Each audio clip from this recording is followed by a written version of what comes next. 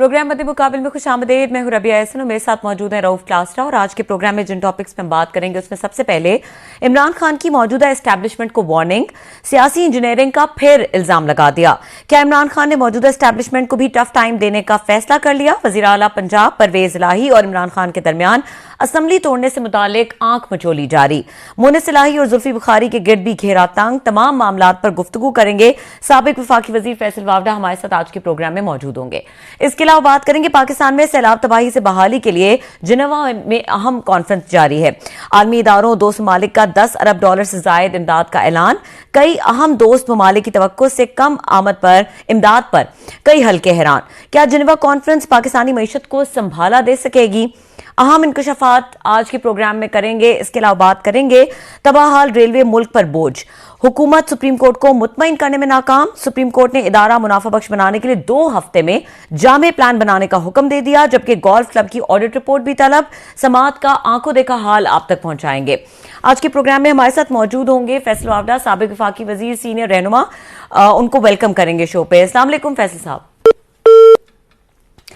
Contact करने की कोशिश करते हैं। फैसल वावडा आज के प्रोग्राम में मौजूद होंगे।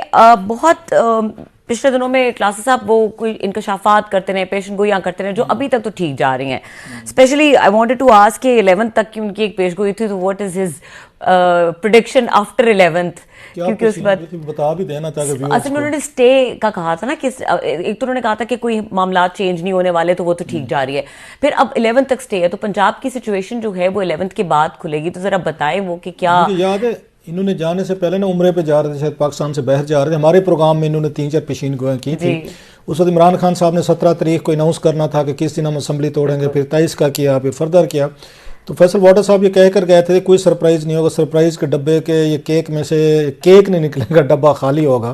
तो वही कुछ अब तक हुआ है। तो और दूसरा वो ये भी कह रहे थे मेरा ख्याल लास्ट टाइम कि वो जो एस्टेब्लिशमेंट के साथ रेड लाइन क्रॉस करने वाला है, तो उनको जी साथ मौजूद है। चलें आप उनसे पूछें जरा। जी अस्सलाम वालेकुम फैसल साहब। जी। अच्छा फैसल साहब, हम यही बात कर रहे थे कि आपकी अभी तक की जो पेशेंट गोइयां हैं वो तो बिल्कुल ठीक साबित होती रही हैं, बट अभी हम जरा 1 बाय 1 उनकी तरफ जाते हैं।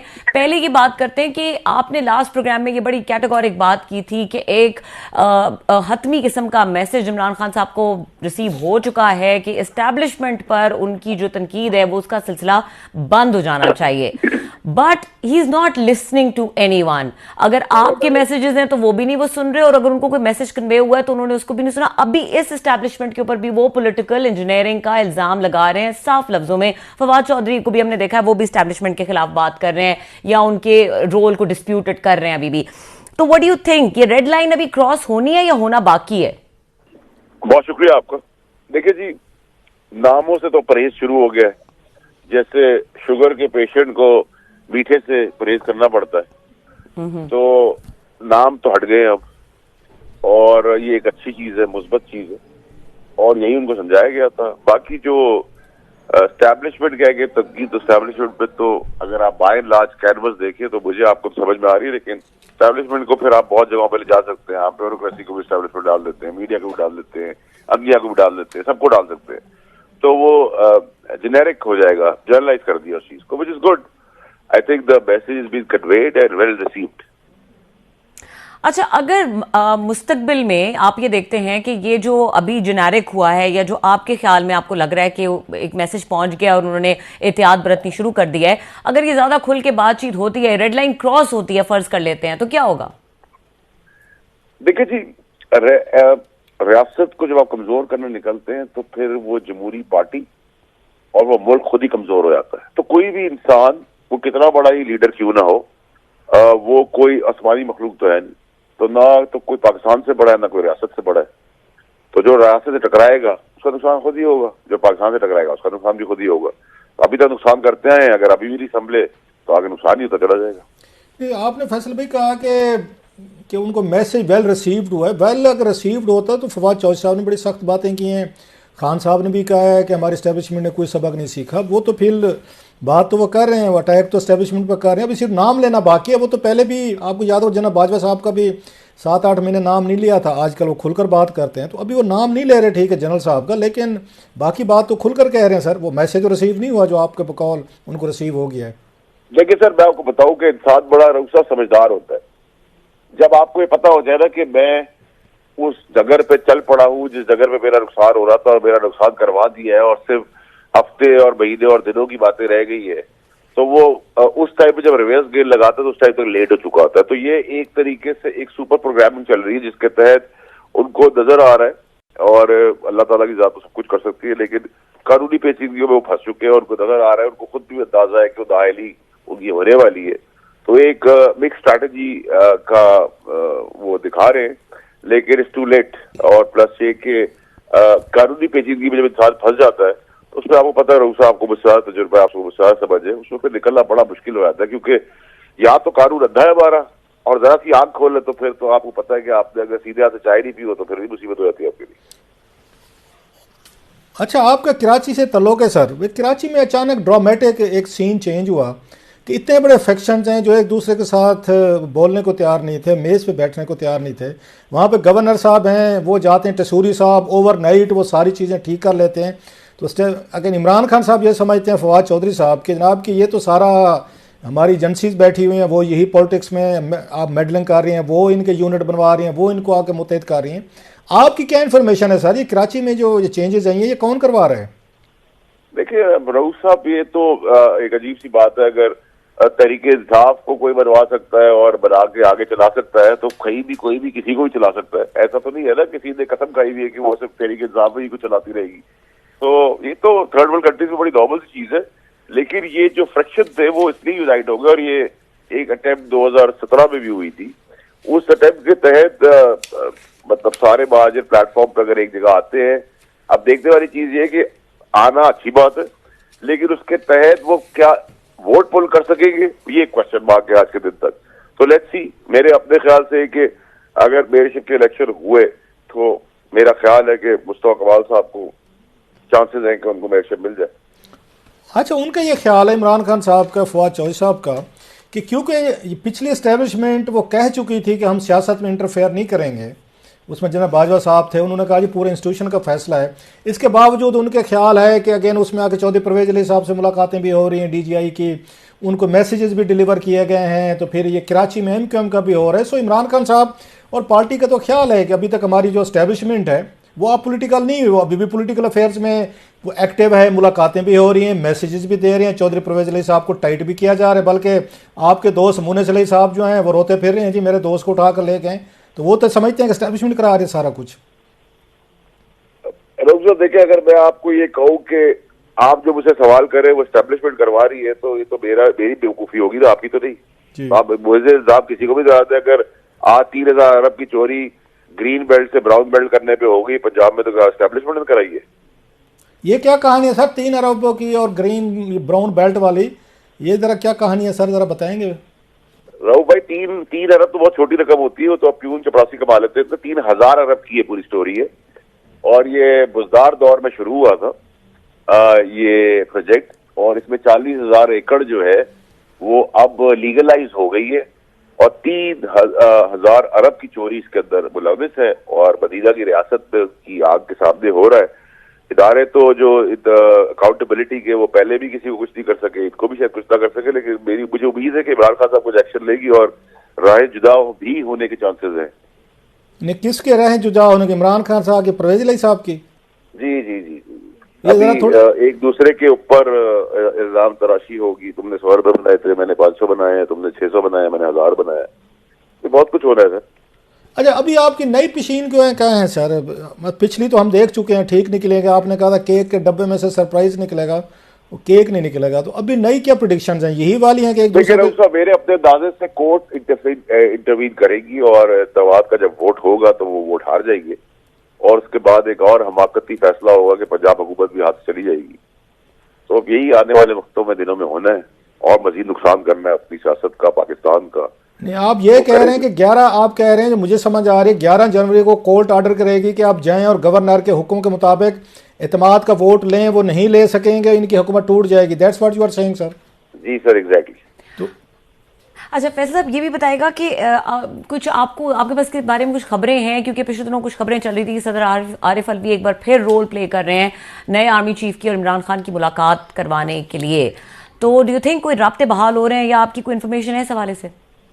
अभी तो वो आरिफ अली साहब सिर्फ लोगों को बैज लगाए और तमगे लगाए, वही बेहतर है, उससे आगे तो मुझे कोई नजर नहीं आ रहा। आप बड़ा क्लियर ही जवाब दे देते हैं आरिफ अलवी के हवाले से। आपको नहीं लगता कि वो कुछ कर रहे हैं? क्योंकि ये खबरें तो बहुत गर्म है इस बारे में। इतना बड़ा काम करें आपको, आप इसको ब्रेकिंग चलाएंगे, तमगे लगा रहे हैं। नहीं, किसको लगा रहे हैं सर? सर तमगे, सर्टिफिकेट, बैज ये देना भी तो सर काम होता है।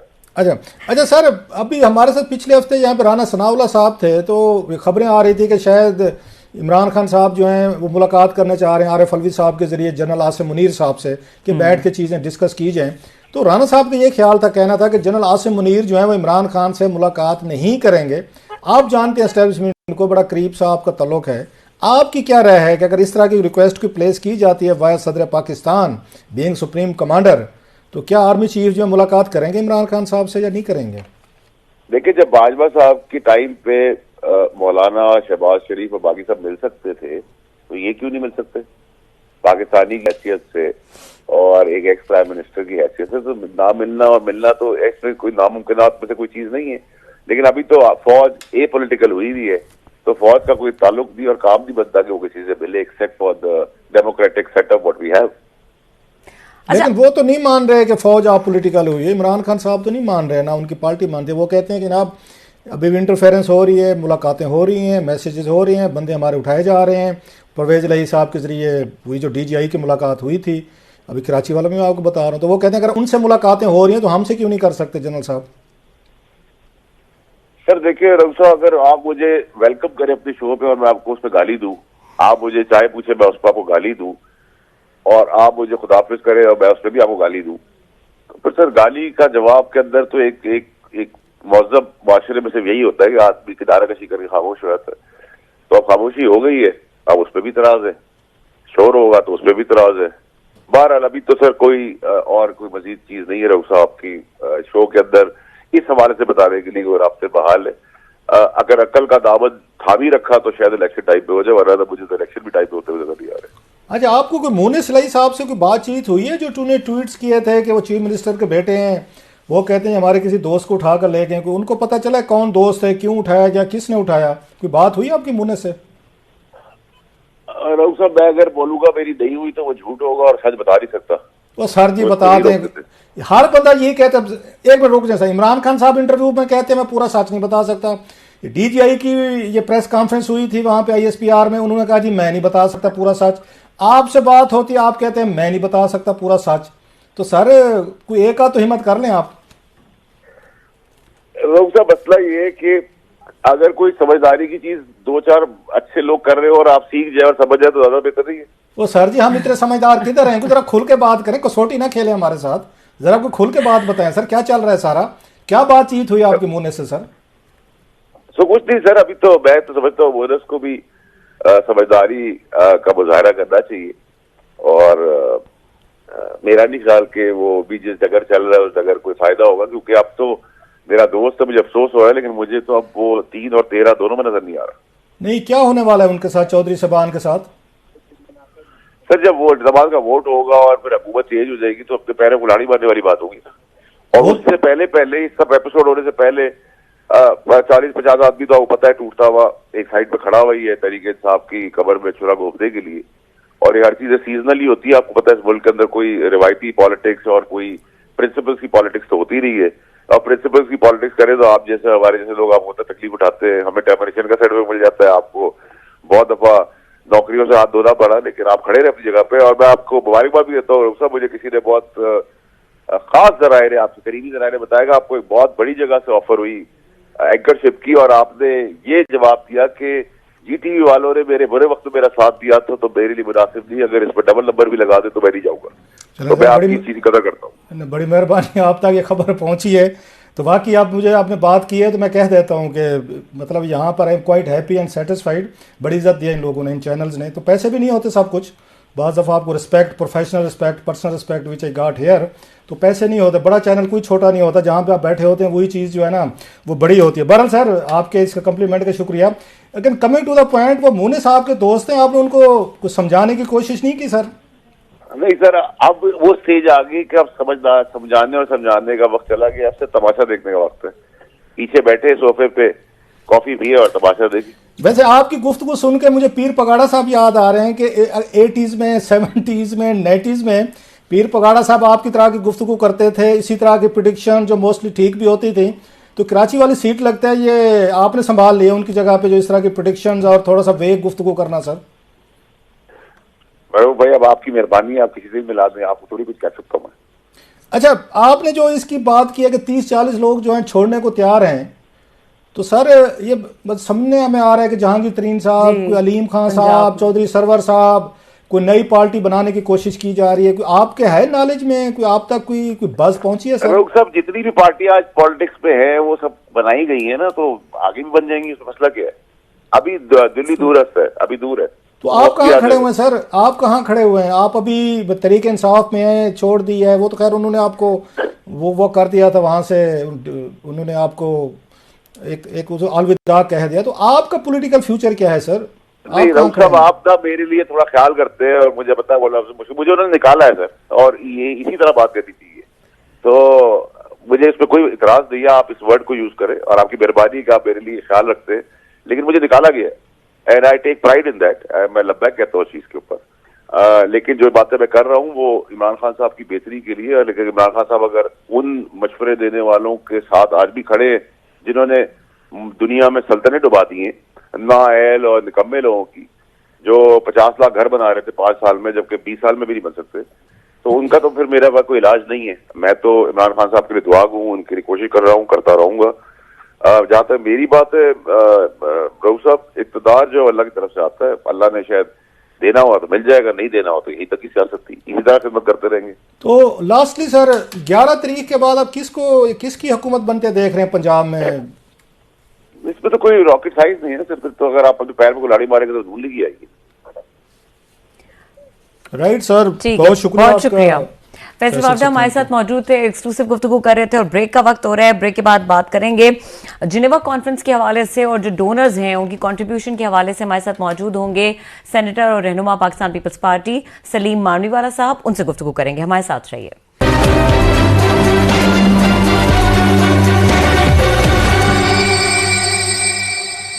Welcome back. और हमारे साथ मौजूद हैं रहनुमा Pakistan Peoples Party and senator Saleem Mandviwala साहब, उनको वेलकम करेंगे शो पे। अस्सलाम वालेकुम सर। वालेकुम, क्या हाल है आपके? जी अल्हम्दुलिल्लाह। अच्छा मानवीवाला साहब, ये बताइए जिस तरह से जिनेवा कॉन्फ्रेंस में जिस तरह से ये प्रोसीड करी है कॉन्फ्रेंस और डोनर्स ने कंट्रीब्यूट किया है फॉर पाकिस्तान फ्लड के तनाजुर में, आर यू सेटिस्फाइड कि जिस तरह से अगर हम इसके ब्रेकअप में जाएं तो जिन मुल्कों से जो एक्सपेक्टेशंस थी वो पूरी हुई हैं? देखिए, मैं तो समझता हूँ कि हमने तकरीबन लास्ट क्लाइमेट चेंज की जो कॉन्फ्रेंस हुई थी उसमें तकरीबन 16 बिलियन के करीब प्लेज हुआ था, जिसमें से अब डिक्लेयर ये किया है, जो मैंने देखा है टीवी पे, कि 7.2 बिलियन डॉलर्स जो हैं वो रिसीव हो चुके हैं और बैलेंस जो प्लेज किया है वो कुछ हफ्तों में आ जाएंगे। तो ये अगर बात सही है और ये पैसे आते हैं पाकिस्तान को, तो basically it will help Pakistan in this crisis time. ठीक है। अच्छा मानवीवाला साहब, ये भी बताएगा कि अगर हम चाइना के हवाले से बात करें तो वर वी एक्सपेक्टिंग मोर कि चाइना जो है वो ज्यादा कंट्रीब्यूट करेगा, और अगर बाकी मुल्कों के भी ब्रेकअप में अगर जाएं तो आपको कहां पे लगता है कि थोड़ी सी अनएक्सपेक्टेड था उनकी जो डोनेशन है? देखिए, मेनली तो it was all driven by UN कि ये हमें सपोर्ट करना है जो कंट्रीज क्लाइमेट चेंज से अफेक्ट हो रही हैं। So every country was given a number कि जी आप इतने आप दें, you know, and it was distributed with in countries, और उनसे फिर बातचीत हुई, उनसे डिस्कस हुआ, किसी ने कम किए, किसी ने वो नंबर मीट किया।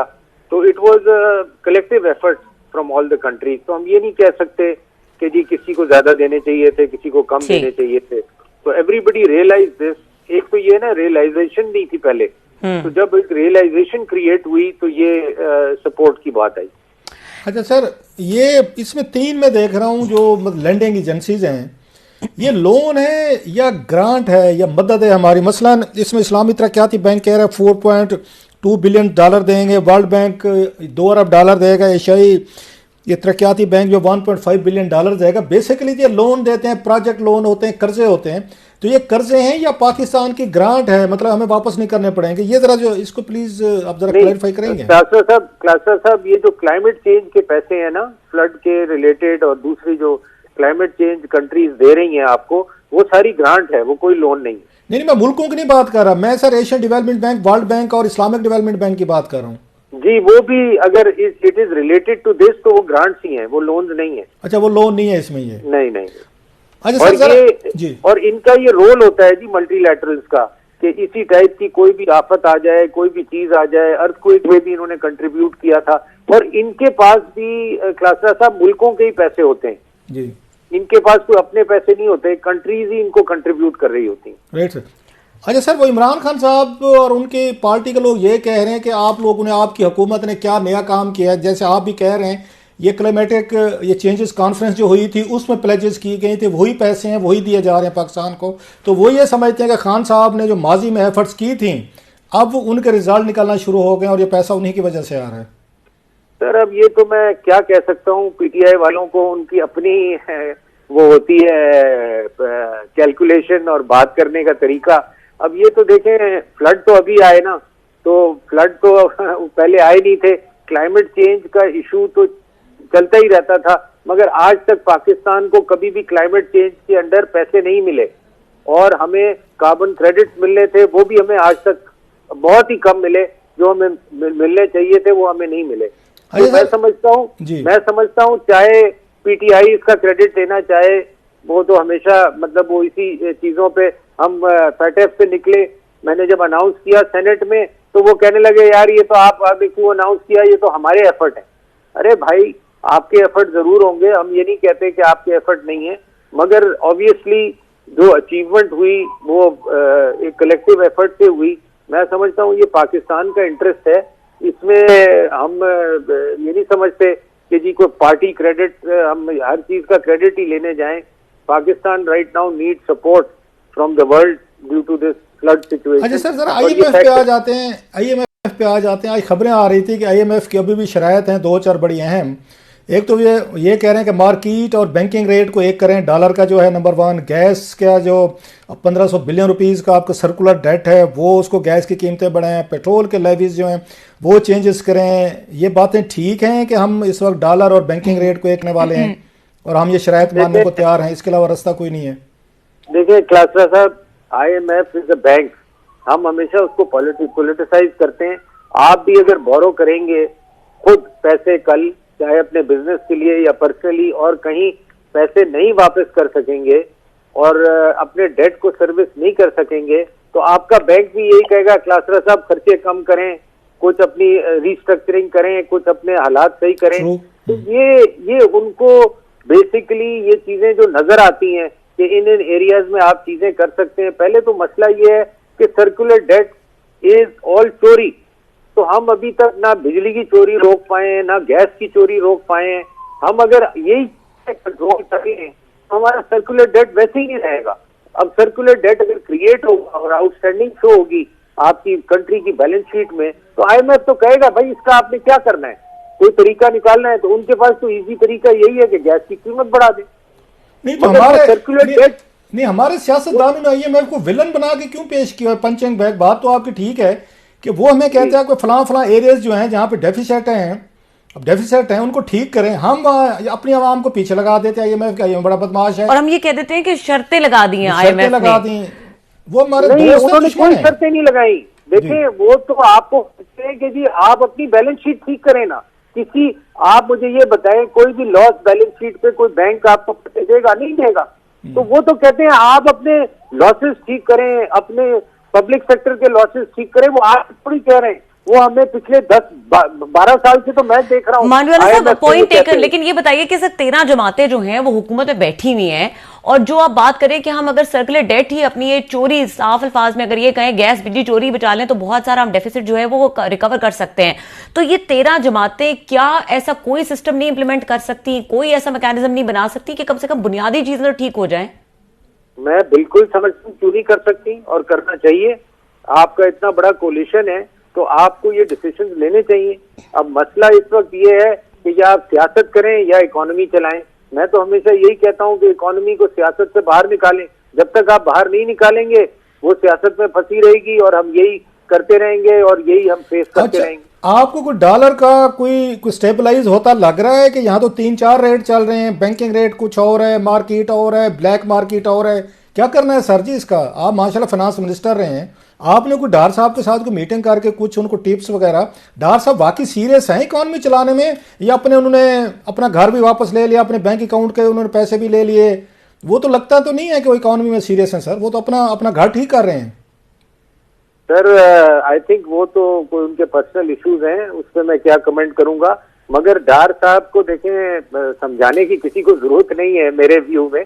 वो कई दफा फाइनेंस मिनिस्टर रह चुके हैं, सीनियर आदमी हैं, सब चीजों को समझते हैं। लास्ट 5 साल गवर्नमेंट में उन्होंने IMF से डील किया है और IMF का प्रोग्राम पूरा किया है।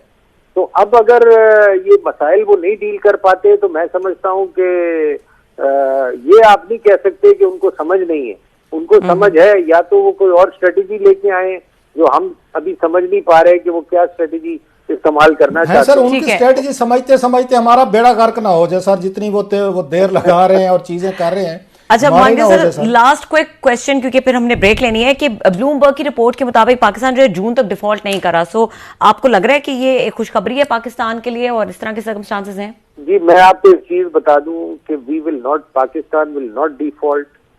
कोई मुल्क नहीं चाहता कि पाकिस्तान डिफॉल्ट करे, IMF नहीं चाहता पाकिस्तान डिफॉल्ट करे, और इंशाल्लाह पाकिस्तान विल नॉट डिफॉल्ट। ये डिफॉल्ट की जो खबरें है ना, ये भी बड़ी गलत हैं। लोग जानबूझ के ये बातें करके आपकी इकोनॉमी को, आपके बिजनेस को फर्दर डिस्टेबलाइज करते हैं। ओके, हाँ ठीक है। और I don't see Pakistan defaulting at all. Alright, बहुत शुक्रिया। सलीम मांडवीवाला साहब हमारे साथ मौजूद थे, एक्सक्लूसिव गुफ्तगू कर रहे थे पाकिस्तान के माशी हालात पे और जिनेवा कॉन्फ्रेंस के तनाजुर में। और इस वक्त ब्रेक का वक्त हो रहा है, ब्रेक के बाद बात करेंगे सुप्रीम कोर्ट के हवाले से, जिस तरह से उन्होंने रेलवे के मामलात पर अदम इत्मीनान का इजहार किया है। इसकी डिटेल्स क्या आपके साथ शेयर करेंगे। ब्रेक के बाद हमारे साथ रहिए।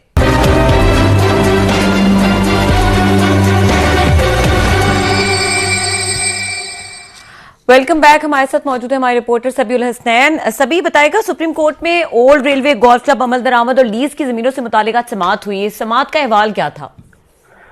देखिए, आज बहुत अहम समाअत थी। 3 रुकनी बेंच ने चीफ जस्टिस उमर अता बंदियार की सरबराही में की। ये गोल्फ क्लब केस था और इसके साथ साथ लीज के मुतालिक जो जमीनों के तनाज़ा 19 दरख्वास्तें थी, उस पर समाअत हुई है। अदालत ने 2 हफ्ते में रेलवे को मुनाफा बख्श बनाने से मुतालिक एक कॉम्प्रिहेंसिव रिपोर्ट तलब की है। और इसके साथ साथ जो आजम सवाती साबिक वजीर रेलवे थे तहरीक इंसाफ के दौर में, उन्होंने जो गैर कानूनी तौर पे तैनात किया था मुशीर ये गोल्फ क्लब के लिए शाहरुख खान, उनके खिलाफ जो ऑडिट अभी इंक्वायरी कर रहे हैं उसकी भी तफसीलात तलब की हैं। केस की समाअत के दौरान सेक्रेटरी रेलवे पेश हुए। उन्होंने कहा कि ML1 जो मंसूबा है वो 9.8 अरब डॉलर का है और उसकी एक्निक मंजूरी दे चुका है। लेकिन चीफ जस्टिस उमर अता बंदियाल ने रिमार्क दिए कि अरबों रुपए कर्ज लेने से पूरी कौम मकरूज हो चुकी है। पाकिस्तान को कर्जा नहीं चाहिए, अवाम के लिए रोजगार चाहिए। इसके अलावा चीफ जस्टिस ने यह भी कहा कि पूरी दुनिया में रेलवे का शोबा हुकूमत को रेवेन्यू देता है, पाकिस्तान में अरबों रुपए कर्ज ले लिया जाता है। कर्ज लेना एक हसास मामला बन चुका है, पूरी कौम मकरूज हो चुकी है। पाकिस्तान को कर्जा नहीं चाहिए, रोजगार चाहिए। रेलवे हुकाम, फिर उन्होंने मुखातिब किया सेक्रेटरी को मुखातिब किया और कहा कि आप एक मिनट जो उन्होंने बलूचिस्तान के हवाले से रेलवे इंफ्रास्ट्रक्चर पे बात की है कि सिंध और बलूचिस्तान में पानी खड़ा हुआ है, रेलवे वहाँ एग्जिस्ट नहीं करती, सड़कें एग्जिस्ट नहीं करती, कोई वहाँ पे एफर्ट्स नहीं, जरा उसके बारे में हमें बताएं। और उन्होंने कोई ऑडिट रिपोर्ट भी मंगवाई है जो लाहौर का गोल्फ कोर्स का ये पुराना स्कैंडल चलता आ रहा है, जरा इस पर जरा ब्रीफ कीजिएगा।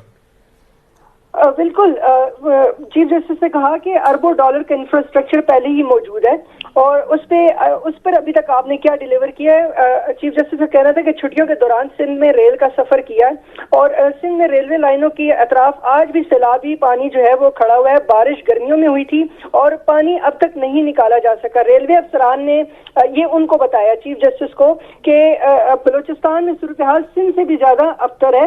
अब बैनुल अक़वामी जरीदे दी इकोनॉमिस्ट में पाकिस्तान की सड़कों पर जमीमा छापा गया और इस हवाले से भी चीफ जस्टिस ने उसका हवाला देते हुए कहा कि अरबों डॉलर के मंसूबे लगाने से अदालत इम्प्रेस नहीं होगी। इसके साथ साथ वो जो रिपोर्ट है वो उसमें बड़े इंकशाफात हुए हैं। 2021 में भी वो रिपोर्ट पेश की गई थी, उस पे जो है फर्दर प्रोग्रेस ऑडिटर जनरल की जानिब से क्या है वो पेश करने का हुक्म दिया है। ठीक है, बहुत शुक्रिया सबीउल हुसैन, हमें अपडेट कर रहे थे इस अहम समात के हवाले से और प्रोग्राम का वक्त खत्म हो गया। देखने के लिए शुक्रिया, इजाजत दीजिए, अल्लाह हाफिज।